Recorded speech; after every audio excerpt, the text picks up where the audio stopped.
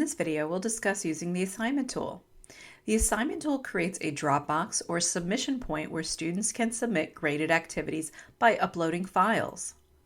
The most common files used with the assignment tool are Word, PowerPoint, or PDF files. Your students have access to Word and PowerPoint through their RCSJ student accounts. By using the assignment tool, you'll be able to grade student work within eLearning, post their grades, and go completely paperless. The assignment tool is commonly used for graded activities like research papers, essays, worksheets, lab reports, and presentations. Hey everybody, in this short video, I'm going to show you how to do one of the easiest things in eLearning. We're going to create a Dropbox for student work using the assignment tool. The assignment tool is great if you are in a hybrid class or face-to-face class. So you can go paperless. Student can submit their work online and you can grade it online and they'll get their grades, guess where? Online. If you are a live online class and an online class, guess what? You're going to be using it too, because that's the way they submit work now. So what we want to start off with is a content area. Now, this particular class has the department menu. If you're using the department menu, we have a content area that's designed for lesson and course activity called Learning Modules. Let's go ahead and click that, and we can click into any of these folders and place an assignment Dropbox. If you're not using this menu or using a different menu, you can still add a content area. So what some people do is take it really simple. Content area, use that plus sign to create that content area, call it assignments. Make it available and hit submit. Since it's the last thing added to the menu, it's going to go to the bottom and you can drag and drop it wherever you want it. And now we have a content area to add assignments. All right, you're going to see this menu appear, and this is the kind of the signal that you have a content area, and you see the item assignments. I'm going to get rid of this, and we're going to go into one of our learning modules. I'm going to show you the process on how to set that up. So I'm going to go to module 2. All right, I'm not building content. I'm doing something that has an assessment attached to it. So I'm going to click assignments. All right, and now we're creating an assignment, which means we're creating something with the assignment tool. So I'm just going to call this reflection paper number 1. All right. And in this form, you write your instructions. Here are your instructions and directions. So you can do a couple things with this. I would say if your instructions are only about 2 paragraphs long, so they're fairly short and concise, just type them out. This way the student just reads it, goes ahead, does the work, and submit it. If you have rather lengthy things, so certain things like major research papers will include like the rubric with it, or a series of sources, you can actually attach a file. Also, if this is new to you and you already have these assignment sheets made up, let's say you handed them out in the classroom before, now you can just attach the file and students can download them themselves. Like I said, if your instructions are fairly short and concise, just type them out. So this way it's easy for them to read and access. You can even add different things to the assignment here. So let's say you wanted to add the file in there, you can do it, or the browse file, but also like a YouTube video, you can add that to your paper as well. In the past, I've posted videos on YouTube of me just going through the assignment sheet and giving examples of what students have done in the past.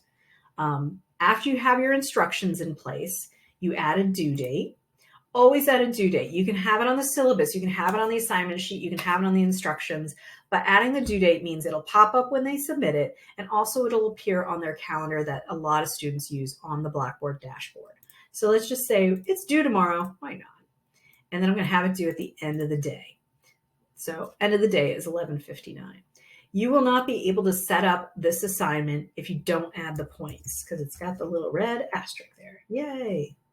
So add the points. You can call it 10 points, 50 points, whatever. It's just however your grading scale works.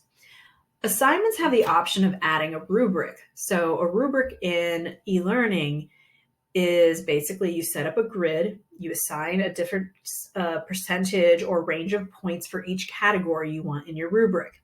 And when you go to grade the item, you can just look at a drop-down menu and click off how many points, and it does the math for you. So it's very easy to use. If you want further training or you'd like to see some of the rubrics that we've already created for our courses, give us an email at elearning@rcsj.edu. Next, we'll have the submission details. This is very important to fill out. So chances are you're always going to have an individual submission. If you're doing a group submission, one, you have to create the group first.